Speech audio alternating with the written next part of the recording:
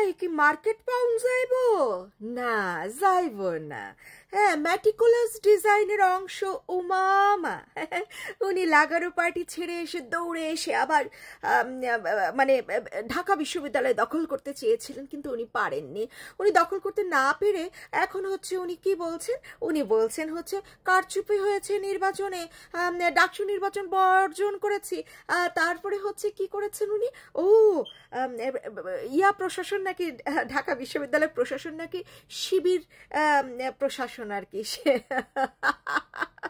কেন গো আফা, তোমরা না ঢাকা বিশ্ববিদ্যালয় থেকে স্লোগান দিছিলা তুমি কে আমি কে রাজাকার রাজাকার? তো স্লোগান দিয়া সেই রাজাকাররা যখন এখন জয়যুক্ত হয়ে গেছে জনগণের ভোটে, এখন বুঝি খুব কষ্ট লাগছে। কেন আপা, কষ্ট লাগতেছে কেন? তোমরা না স্লোগান দিছো, হ্যাঁ স্লোগান দিছো রাজাকার রাজাকার, এখন রাজাকাররা জয়যুক্ত হচ্ছে, কষ্ট লাগতেছে কেন গাফা? তোমার মুখে মানায় যে ঢাকা বিশ্ববিদ্যালয় প্রশাসন শিবির প্রশাসন? আপা মানায়? হ্যাঁ, তুমি জানতে না আপা? আপা যখন সকল বাংলাদেশের সকল বিশ্ববিদ্যালয়ের ভিসি প্রভিসি সব পাল্টে টাকার বিনিময়ে ভিসি প্রভিসি সব নিয়োগ দেওয়া হলো, প্রক্টর নিয়োগ দেওয়া হলো, তখন তুমি দেখোনি আফা এরা কোন রাজনীতি ঘেঁষা? হ্যাঁ, কাদের নিয়োগ দেওয়া হচ্ছে? আফা তুমি কি জানো না, শুধু ঢাকা বিশ্ববিদ্যালয় প্রশাসন না, এখন যে সরকারটি তোমরা গঠন করে দিয়েছো না, সেই রকম আন্দোলন করে একদম লাগিয়ে লাগিয়ে ভোরে ভোরে যে সরকারটি তোমরা গঠন করে দিয়েছো, সেই সরকারটিও যে জামাত শিবির প্রশাসনের। বোঝো না? বোঝো নাই তুমি আফা? কিন্তু আমরা সাধারণ জনগণ তো বুঝে ফেলেছি। আমরা তো এটাও বলি, সবসময় বলি যে জামাত শিবিরের একটা বাচ্চা কাচ্চা অঙ্গ প্রত্যঙ্গ দল হচ্ছে গিয়ে এনসিপি, তাই না? তো তুমি তো সেই এনসিপি ছিলা, নেত্রী ছিলা, তুমি বোঝো নাই দেশ কাদের দ্বারা নিয়ন্ত্রিত? তোমার মুখে এসব মানায় আফা? এখন জিততে পারলা না বলে এখন তুমি যা ইচ্ছা তাই তো বলতে পারো না, তাই না? পারো কি?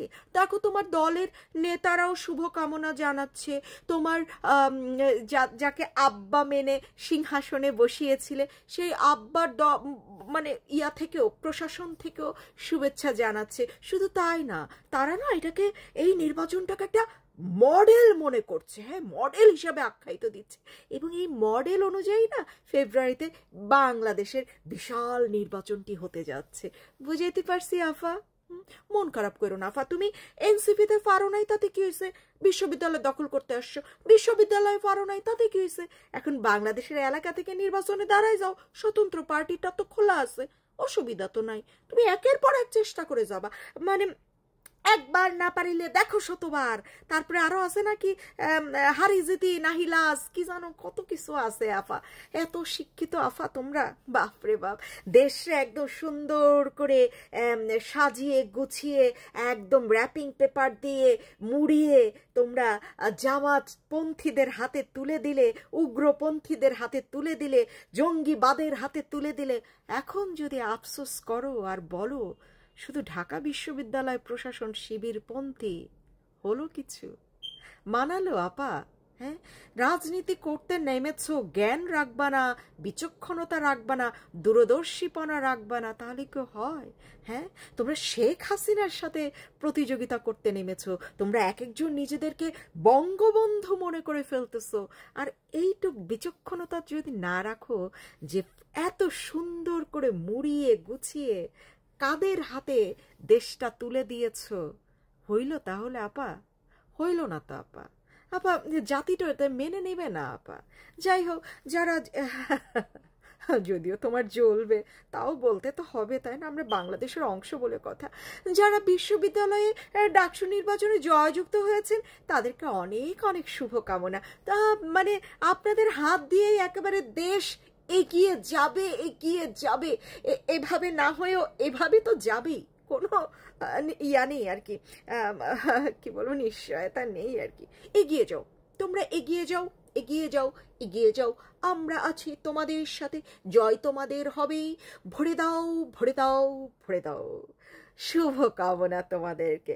প্রথম তোমরা অবশ্যই উমামাকেও ভরে দিতে পারো, ব্যাপার না।